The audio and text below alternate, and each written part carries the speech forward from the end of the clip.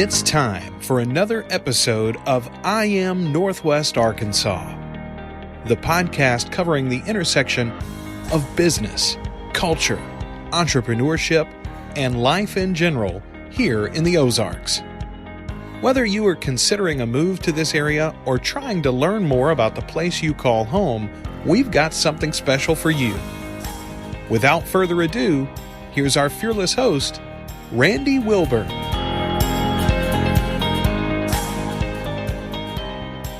Hey folks, and welcome to another episode of the I Am Northwest Arkansas podcast. I'm your host, Randy Wilburn. I'm excited to be with you as I always am. It's a Monday morning as I'm recording this. I'm sitting in the Furman Garner Performance Studio at KUAF. I know a lot of you have heard me mention recently that we are now on KUAF on a weekly basis. That's right. The I Am Northwest Arkansas podcast is featured on KUAF's program, Ozarks at Large, one of the longest running programs here at the public radio station. And so I have been honored to share the stage with Kyle Kellums and Matthew Moore and so many other amazing people here at KUAF. And big shout out to Lee, the general manager, and so many others that are doing wonderful things here with public radio. And this is just a simple reminder. It's not a commercial to tell you to tune in to 91.3 FM. These guys I've always listen to National Public Radio wherever I've lived. Every city I've lived in has had a great public radio station, but a lot of people here in Northwest Arkansas don't even realize we have a public radio station, and it is KUAF. So I want to encourage you to check it out. Tune in, 91.3. Ozarks at Large, actually, it's a regular show, comes on at 11 a.m. and at 7 p.m. I'm sorry, at 12 noon and at 7 p.m. And the nice thing about it is that if you tune into the KUAF podcast, and they have an Ozarks at Large show on there, you can get that show sent right to your phone on a regular basis. So even if you aren't there at the actual time that the show airs, you can listen to it as a podcast, like you listen to this podcast, I Am Northwest Arkansas. So anyway, that's just a little bit of what I wanted to share about my relationship with KUAF and the fact that I get to sit in some of these amazing studios here at KUAF at the corner of South School, right across from the Fayetteville Public Library. And I know some of you have asked, am I still going to use the library? Absolutely I am, because the Center for Innovation at the Fayetteville Public Library is simply amazing. And you could actually record an album there. You could probably shoot a movie there. They've got a little bit of everything. So I want to encourage everyone listening to check out the resources that are at your disposal here in Northwest Arkansas. We have so much available to us, and I could go on, but I'm not. We're just going to talk to our guest today, and that guest is Dana Neely, and Dana is the founder of Girls Gone BBQ. And I remember the first time I saw a Instagram handle for these guys, I was like, wow, this is really interesting. I need to check this out. And they are just killing it here in Fayetteville and beyond, because they also do catering. We're going to talk about that. But Dana is originally from Arkansas and went off to the wild blue yonders of the Pacific Northwest. And now she's back here, and we're going to have her tell her story. And we're going to chop it up a little bit with Dana and learn a little bit more about her exploits with Girls Gone BBQ. So without further ado, Dana Neely, welcome to the podcast. Hi there. Thank you. Yeah, absolutely. So glad to have you. I would love for you just to give a sound bite of your superhero origin story to our audience so they know who they're listening to. Just tell us a little bit about yourself. And the joke is you don't have to go back to the cradle. You can go back as far as you want, or you can just start when you relocated from Seattle back to here. It's in Northwest Arkansas. But I would love for you just to share a little bit about yourself. I'm originally from the eastern side of the state, so I will go back to the cradle. I won't go back to the very beginning of the cradle, but sure. But yeah, I'm from Des Arc, Arkansas, and in '95 decided to move out to the Pacific Northwest and moved out to Seattle.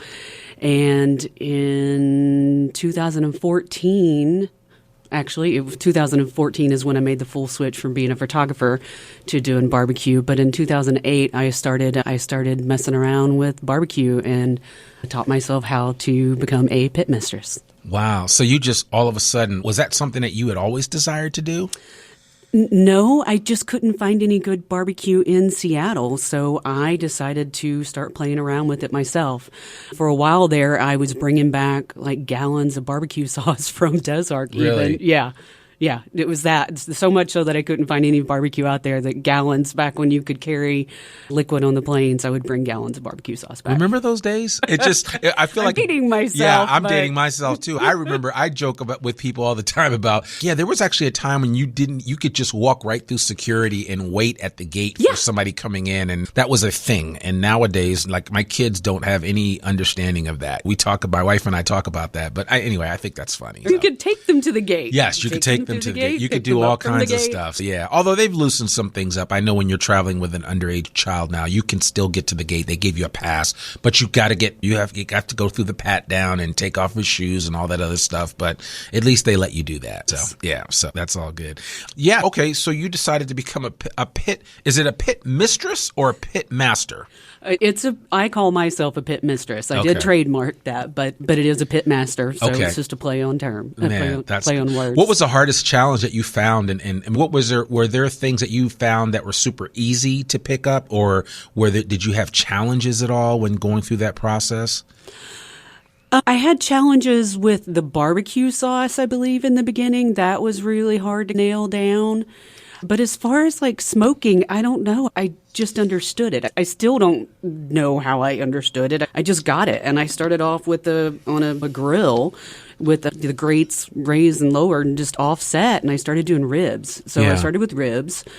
And I just got it. I don't know how. And then from there, I decided to get a small smoker. And then I started playing with pork butts. And that might have been a little bit more of a challenge with the pork butts. And then I got another smoker. I see a pattern here. And it just kept going. So then I got the pork butts down. There, like I said, a little bit of challenge with that. And then thinking about 2015, I learned how to do brisket and self-taught on that as well. So wait a minute. So you're living in Seattle. You're doing this barbecue. Are you just sharing it with friends? Is everybody just in love with you because you're sharing out this amazing barbecue? Or was this like a side hustle for you? So in the beginning, it was a side hustle. It was just for friends and family. Okay. And I would have parties at my house. I would do ribs. I would do the greens. I started serving up mac and cheese. I had to come up with all the recipes for everything. And then they were like, you need to do something with this. And so then I started reaching out to other business owners and was like, do I want to do a food truck? Do I want to open a restaurant? What do I want to do? Ended up reaching out to Marination Mobile and Kamala Saxton. And she's the one that actually came up with the name Girls Gone Barbecue. I can't claim that I did. I wish I could. Yeah. Man, that's awesome. Thank you, Kamala. And reached out to her, and that's when I decided I wanted to do catering. And I still did catering for a side hustle for a while. And in 2014, that's when I made the switch to do catering and farmers markets. Okay. All right. So then so even before you came here and physically opened up a bricks and mortar site, you had cut your teeth in barbecue for a while. Yeah, 2014 to 2020. February 29th, 2020 was my last catering gig in Seattle. Wow. And I mentioned that, and I want to reinforce that for the people listening, is that you didn't just, once you got here, decided because you're in the South, I'm going to open up a barbecue spot. You've been working on and perfecting your recipes and piecing together the whole process of what is now Girls Gone Barbecue. Absolutely. Yeah. I came up with all the recipes. I had to build all of that. I had to build the barbecue sauce. I had to build the dry rub. I had to build the Arkansas, which I trademarked. I had to build the cornbread. I had to build the grilled greens. I had the vegan beans. And I had to build also the vegan barbecue sauce as well, because you have to have a Worcestershire. I'm going to butcher saying Worcestershire, right, whatever. Right. I had to find one of those that didn't have anchovies in it. Okay. Right. Exactly. Yeah. Because a lot of people don't realize that anchovies are in a proper Worcestershire sauce. So Worcestershire. Yeah. It's okay. I'm messing it up too. Speaking of which, since you just brought it up, We actually it's funny, when I said I was going to bring you on the podcast, several of the members of the I Am Northwest Arkansas tribe, if you will, and there's a couple thousand of you guys on Facebook. One of them, Martha Londigan, who's actually a friend of mine, said that I needed to ask you about your amazing coleslaw, which you call Arkansas, trademark, with apples in it. She said it's simply the best. What was your inspiration to drop apples into the coleslaw? Well, first off, thank you, Martha. That's what I grew up with. We grew up with apples in our coleslaw. Sure. I'm recreating what I grew up with. That's how I like to think about it. Yeah. Yeah, I love that. And I always like something a little sweet in my coleslaw. Like when I make coleslaw, I typically make it, I like the sweet and the savory aspects of coleslaw in some cases. And so I don't like it to be too sweet, but I've been known to put a little bit of brown sugar in my coleslaw. I've also put a little bit of German mustard in my coleslaw along with the mayonnaise, even a little balsamic vinegar, just to set it off. And I'm no chef by any measure, but I do know this. All of my family loves my coleslaw. And whenever we are barbecuing, that's the first thing they say is, can we get some coleslaw and can you make it? And I'm like, okay, I will. So is there any specific apple that you use? Fuji. Fuji. Okay. And I do not put any sugar in my coleslaw. Okay, cool. All right. It is sweetened only by the apples. Okay. By the natural essence of the Fuji apple. I love a Fuji apple. There's just something about Fuji apples because they're so crisp. Yeah. You got to have the crispness. Yeah. I love that. What kind of feedback have you gotten from the Arkansas? Everybody loves it. Everybody loves it. Yeah. Okay. I've changed people's minds on coleslaw. They've been like, I won't eat a mayonnaise-based coleslaw. And I'm like, just give it a try. They're like, no. And I'm like, so many times at the farmer's market in Seattle, I'll try to get them because I put the slaw on the barbecue sandwich. Sure.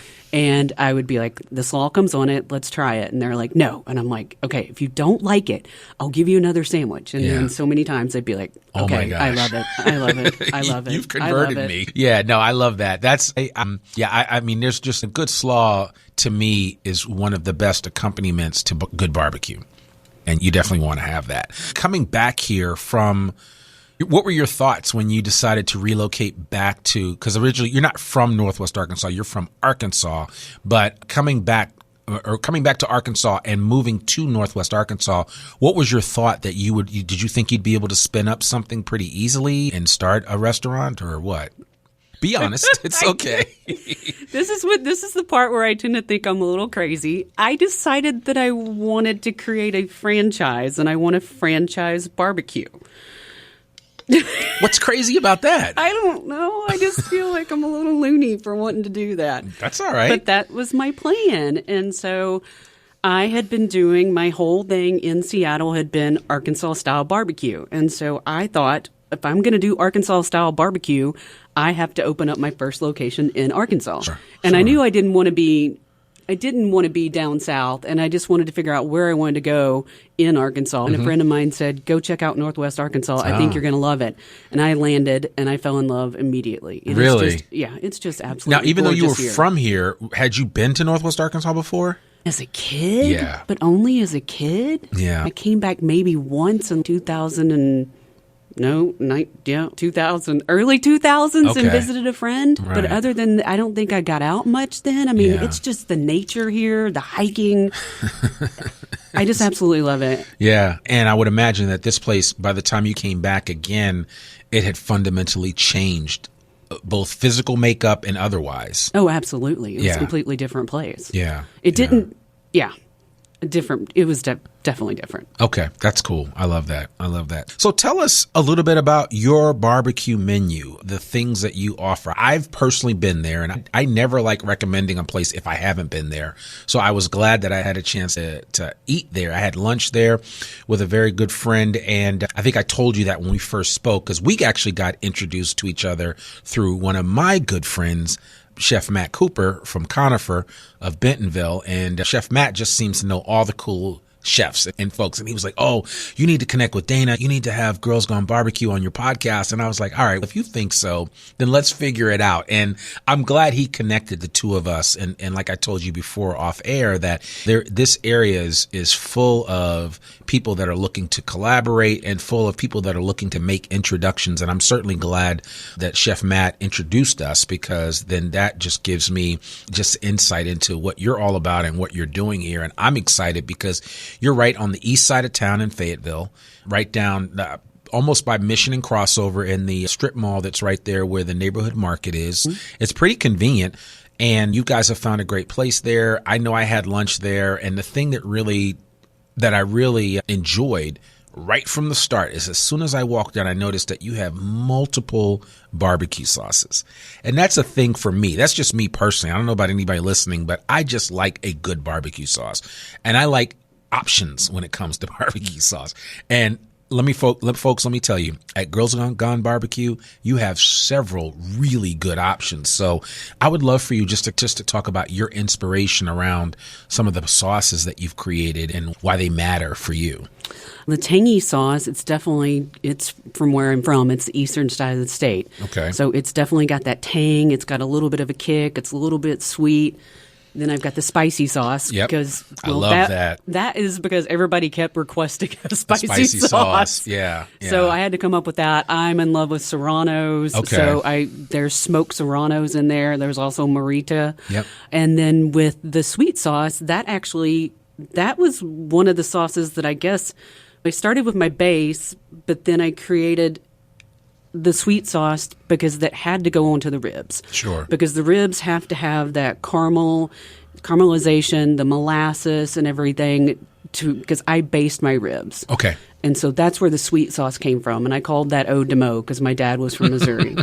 I love that. Eau de Mo. And then the spicy is Cache River Kick. Cache River, eastern side of the state. Okay. That's cool. Yeah, I love the names because at first I was trying to look at that and I was like, oh man, they have some really cool names. And so you named your barbecue style Delta style. Yeah. And I know I had Jordan Wright from Wright's Barbecue. Jordan's a friend and I had him on early on the podcast, I think episode 7. And then I've had Nate Walls, who we talked about, who Nate's fed half of Arkansas, or at least half of Northwest Arkansas, especially through the pandemic. And Nate knows his way around a smoker too. What was it for you that set apart this Delta style of barbecue?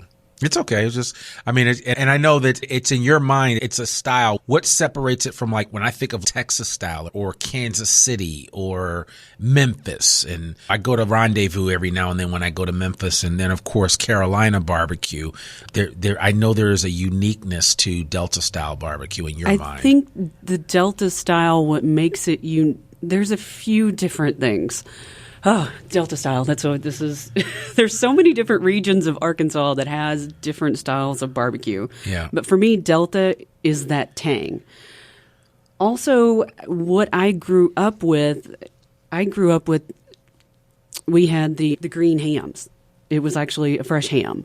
So we didn't grow up on pulled pork, but we did grow up on pork. Okay. In eastern Arkansas, I just think of pork. I don't think of beef. I don't think of chicken. I don't think of anything else. Right. Now, I do make those at the restaurant, but Delta style, I just feel is like that tangy, that pork, that apple coleslaw.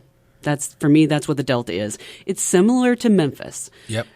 And then there's the different regions of the Delta where you're going to get more vinegary and more tangier than others too, because you're going to go up to Blytheville and you're going to get it's just the vinegar sauce. You're going to go down to Mariana where Jones is. That's going to be just the vinegar sauce. Sure. So it's a variation. A variation of it. It's a variation.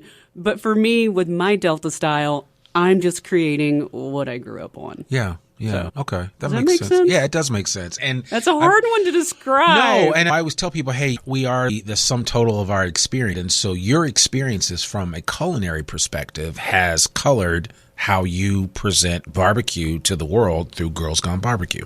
Yeah. Potato salad, it's just what I grew up on. I'm making grandma's cornbread.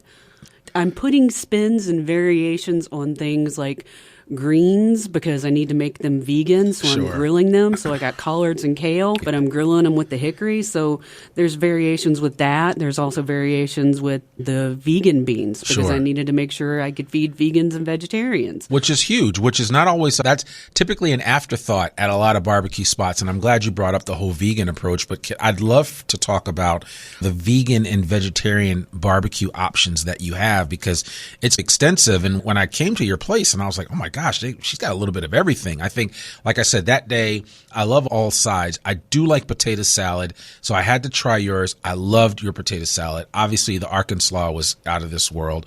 And I think I had the smoked butternut squash or something along those lines, which is a seasonal vegetable, which depending on the time of year that you come to the restaurant, there are going to be different seasonal offerings as far as that's concerned. But just talk a little bit about your vegan and vegetarian menu and how that has grown out of, was it just your desire to just have options for people, or? I had to figure out the options. Being in Seattle, I had to figure out how to do that vegan barbecue sauce, and I had to figure out how to have the vegan options. Yeah. And so that's where I found the Worcestershire. Here we go again. We'll get it right. I'm going to put a link to. It's funny because there's a city in Massachusetts called Worcester, but people pronounce it. Some people call it Worcester because there's a C there. Some people, the C is silent to them. But yeah, it's funny to say that a Worcestershire sauce. Worcestershire.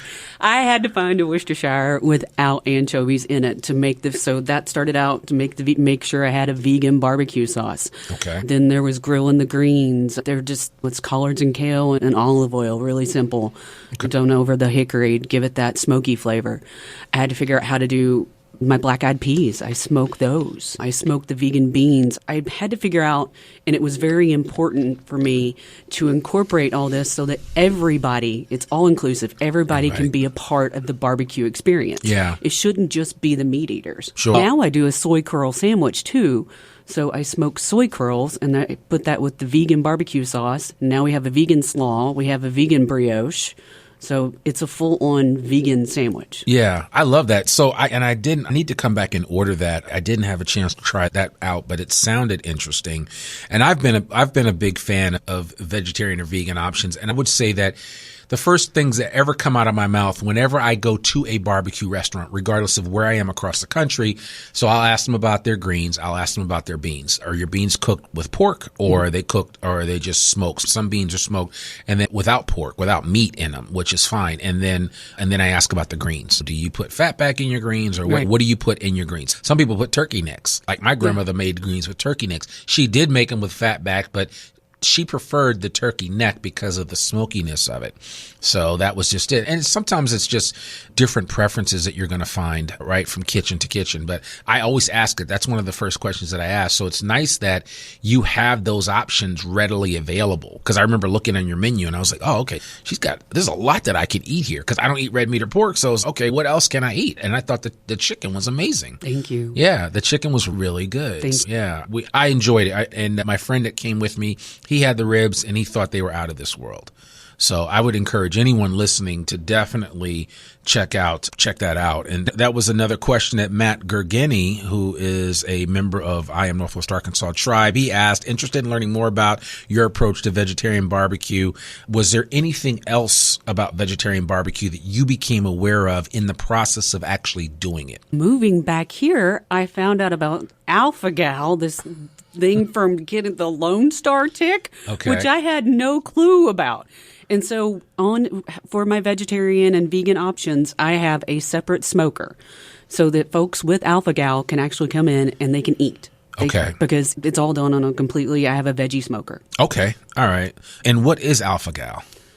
You can't eat hoofed animals. I think that's what it is. Oh, okay. So they can't have. So they can have chicken, but they can't have like pork or red meat. Sure. Okay. Interesting. Yeah. I wasn't aware of that. I didn't know that was a thing. I just thought that was just how I was doing things. But that's interesting. And it's good to know that you have a separate smoker, right? It's always whenever I go someplace and I go to eat. And again, it's just my AD when it comes to that. I'm just like, man, is he cooking bacon on the same grill that he's about to make my pancakes on? And I know it doesn't sound like much. And normal people will be like, listen, bacon grease comes from heaven, right? And I get that. And yes, I'm sure it does. I just don't prefer it in my pancakes. So it's just kind of the way it is. But I appreciate the fact that you've gone to certain lengths to make sure that people that are truly vegetarian or vegan, that their food is not necessarily tainted with anything else that they may not want in it. Because I lived on the West Coast too, and I know what the vegan community, and I'm using air quotes now, is like. And, there's a whole vegan mafia out there. You got to make sure you're doing right by them. Otherwise, they're going to cry foul. And so I appreciate that, especially since you brought that sensibility back to Northwest Arkansas with you. Yeah. And that's impacted how you prepare food and the food offerings, which actually gives you a wider audience to share with. Yeah. Now, are you doing, because I didn't see this on the menu, but are you doing chicken wings at all? I know that's one of the harder things to do in barbecue spots. I don't do chicken wings. At all. I'm going to leave that to Brian at Lucky Luke's. Okay, yeah. Listen, My good friend. Lucky Luke. I don't know Brian, but I love him because Lucky Luke's, quietly as it's kept, and I love Chef Nate's barbecue wings or smoked wings. Lucky Luke's has some of the best wings that I've ever had in this area. He does. And I think it's because they smoke them and then they quickly flash fry them, and they are out of this world. I'm going to tell you right now, and especially if you go there on Wednesdays, this episode's not about them, but if you go there on Wednesdays, there's a discount for their wings. But definitely check out Lucky Luke's. It's behind God's Back over there off of Garland and North. What is that? Weddington. It's Weddington and Garland. So it's at the intersection of Weddington and Garland. There's a discount store right there, and they're right in the corner there. You can't miss them. But definitely check out Lucky Luke's, and shout out to Brian and what he's doing over there. But yeah, that's the cool thing. Did you know Brian before you moved here? Yes, I did. Yeah. Okay. Wow, that's a small world. It's So yeah. I think Arkansas is a small world. It is. True. Everybody's seen. Everybody knows everybody. But I've known Brian for a long time. Oh, very cool. Very cool. Have you had a chance to meet any of the other local pit masters that own restaurants, barbecue restaurants? I've met. Oh, now I hate this because I'm having a brain fart on my name. Just give me the name of the company or the restaurant. Tar House. Tar House. Okay, I haven't. Where are they? She's up in Rogers. Okay. And it's another female owned. Okay. Embarrassed that I just can't remember the name. It's all right. Now. It's all right. All right. Just edit that out. No, it's fine. No, it's fine. Tar House. No, I want people to check out Tar House too. Again, we like to spread the love and mention. I know that sometimes barbecue restaurants come and go, and then the ones that have staying power, they stick around. I'm amazed at what Jordan's been able to do. He went from a food truck while he was working full time at Tyson to the guy's got multiple locations. I think he just opened up a location in Little Rock, or he's about to. He's killing it. Yeah. And so all that tells me is that there is a market for good barbecue. There is a market for barbecue. Right? Absolutely. And there is a good market for a wide variety of barbecue options, which is why I think what you're doing at Girls Gone Barbecue is so special, because you're widening the menu outside of the scope of what people are traditionally used to in a barbecue restaurant. Yes. And I still have the traditional, I still have the pulled pork. I still have pulled chicken. I'm doing pulled pork and pulled chicken a little bit different than anybody else. Okay. Because I'm pre-saucing my pulled pork. Interesting. I pre-sauce it. I want it to be sauced the way I want people to taste it. Because I don't like to personally walk into a barbecue joint and then pour all the sauce all over them. And then you're just tasting the sauce. I want them to taste that meat and the sauce together. So they get that smoke, and it's just the right amount. Because, again, that's what I grew up on. Right. Barbecue sandwiches I grew up on, they sauced it for you. Right. Pre-sauced. With the chicken as well, I pre-sauce it too. It's pre-sauced with the eau de Meaux. And the ribs are pre-sauced too. They're basted with the eau de Meaux. Brisket is not pre-sauced though. It's just a dry rub. Okay. All right. So there's some options there. Again, the chicken that I had was really good, and I love extra sauce anyway. I'm a saucy guy. I was going to put on some regardless of how much you put on there, but it was really good. Tell us a little bit about the catering and how that came about, because it sounds like you were probably doing some catering in Seattle. So you had some experience in that area, but then you saw that when you opened up Girls Gone Barbecue, you were going to do some catering as well. Yeah, catering is my wheelhouse. Catering I've been doing since 2014. I've been catering up to 500 people. Wow. Okay. That's the brick and mortar is the new thing for me. Sure. But catering, that's like I said, that's my wheelhouse. That's what I can knock out food for 500 in a heartbeat. I love that. What have you had some fun catering events that you've done so far? I have had some fun catering events. I've actually catered for KUAF. I did the lunch hour. I missed the email for that one. Clearly, no, I probably wasn't here. We weren't working together in our official capacity as we are now. So I'm sure I'll get that email in the future. But no, that's awesome. So you did something here. Have you done a wedding at all?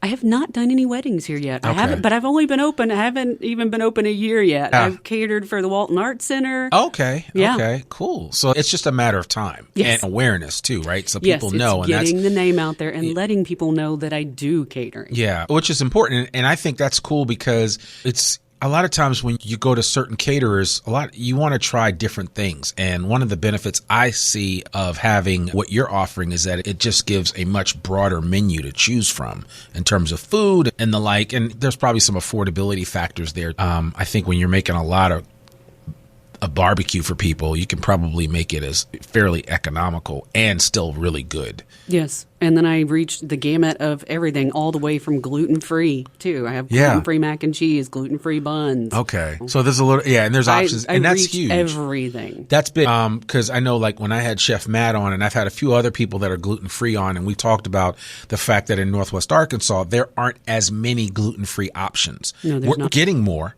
We're getting more. Chef Matt, if you want gluten-free stuff, you go to Conifer. Yeah, I'm gluten-free. I go there. And yeah, exactly. But we're starting to see more. And as this area grows, you're going to see more offerings like that, more menu items that are gluten-free and or whole menus that are gluten-free. You'd be surprised the number of people that are celiac and that are just gluten intolerant. So it certainly it makes sense from a business perspective to be able to offer that up. I think, is it Hawkmoth? Hawkmoth Brewery? Okay. I hope I'm saying that right. That's all right. I think it's Hawkmoth. Yes. I think they are even coming out with gluten-free beers. Wow, that would be good. Yeah, I went for a period of time gluten-free, and I drank a lot of cider. Yes. And that was my go-to. And I still go to cider to this day, although lately I've just not been drinking anything. And what I have enjoyed is non-alcoholic beer, because there seems like all of a sudden they're making more and more non-alcoholic beer options. And I always feel better in the morning when I wake up. So there's that. Yes, you do feel a little bit better. Absolutely. So tell us exactly where the restaurant's located. I know I mentioned it, but give us the address for the location. 2630 East Citizens Drive, number 20. So I'm next to El Sol and Burn Boot Camp. I'm right there in the Walmart neighborhood shopping center. Yeah, if you go to the neighborhood market, and as you're walking into the neighborhood market, just look to your left. You will see the Girls Gone Barbecue sign, and you will see their location. You'll see it in the winter. Now, in the summer, there's a tree. Oh, that's right. There is a tree there. Yeah. So in the summer, there's a big tree that blocks the sign. That's okay. That's all right. Just park way far away from, and then get your steps in, and then you can see the sign. That's funny. No, I think there are a lot of options there as far as that's concerned. So we'll make sure that people have the actual address. And then what are the hours of operation? Wednesday and Thursday, I'm 11 to 7. Okay. Might be expanding that to 8. We seem to be having more of a crowd coming in a little bit later. Sure. And then Friday and Saturday, I'm 11 to 8. And again, might start opening that up a little bit later. And then Sunday, 10 to 2. Okay. We do a barbecue brunch. Yeah, I heard that, and it looks really good. I was like, man, awesome. The menu's exciting. And I'll put a link to the Girls Gone Barbecue website and to the menu on the show notes for this particular episode, because I certainly want to encourage you to check it out. And there's a lot of good options there. I would also encourage, you guys are on Instagram. What is your handle on Instagram? It's Girls Gone Barbecue. There you go. Girls Gone Barbecue. Now, I'm curious to know, is that something you were able to trademark? I trademarked that too. You did? Yes. Man. Now, when I was younger, I remember there was another Girls Gone something else, but I love the play on that name, but this is going in a whole different direction, and the fact that you were able to get the trademark is super exciting. Yeah, I got the trademark on So that. does that mean, is it more of a hope that you can do franchising, or is that something that you are actively working on? I'm actively working on franchising. Okay, cool. For me, this is my first. Okay, first brick I got and mortar. you. Yeah. Moving on from there. Then going to do the next one and the next one. Keep replicating it. And I'm just going to keep replicating. Replicating. Can't even say that word today. No, it's all good. Have you seen the movie Founder about Ray Kroc? No, I haven't. You need to see that movie, because and maybe you'll even derive a little bit of inspiration from it in terms of what he did with the McDonald's brothers and how he was able to take McDonald's to be ultimately what it was. But I think there is a little ideation that comes out of that. I think that anybody that's thinking about starting a franchise and what it would look like and just the whole process of it. And I think it would be exciting to see what you're able to do with Girls Gone Barbecue. So thanks. Yeah. It's going to be a journey. Absolutely. It's going to be a good one. That's for sure. Listen, Dana Neely, thank you so much for taking time out of your schedule to come meet with us here at the I Am Northwest Arkansas podcast. We really appreciate being able to share your story and just let people know that there are a lot of barbecue options here in Northwest Arkansas. Yes. And I don't know, you said there is another female operated barbecue spot in Rogers, Rogers. but then there's you guys in Fayetteville. So I appreciate you sharing that, and I'm looking forward to getting feedback from people that have been to Girls Gone Barbecue and have checked them out, and reports back to let us know what they thought about the foods. Yeah. So thank you so much. I really appreciate that. Yeah, and I want to say a thanks to Matt too. Oh, absolutely. Yeah. Thank you, Matt. Matt's the man. Matt is awesome. Matt is awesome. He's got so many great stories to tell. And I got to tell you, just a quick shout out to him. I've been to Conifer several times now. Food is insane. It's amazing. Yeah, do yourself a favor and go check out Conifer up in Bentonville. They are killing it. And Matt he just knows his way around. He's a great guy. He is. He's a great guy. So thank you, Matt, for introducing us. And now Dana's a new friend of mine and a friend of the podcast. So Dana Neely, thank you so much. Thank you. Absolutely. Folks, that's another episode of the I Am Northwest Arkansas podcast. To learn more about us or to read or download the show notes from today's episode, visit IamNorthwestArkansas.com. You can listen to this podcast and sign up for our free newsletter to keep up with us and all things NWA. Sign up today. You can subscribe to the I Am Northwest Arkansas podcast wherever you listen to it, and please consider rating and reviewing us on Apple Podcasts. Our podcast comes out every Monday, rain or shine. I'm your host, Randy Wilburn, and we'll see you back here next week for another new episode of the I Am Northwest Arkansas podcast. Peace.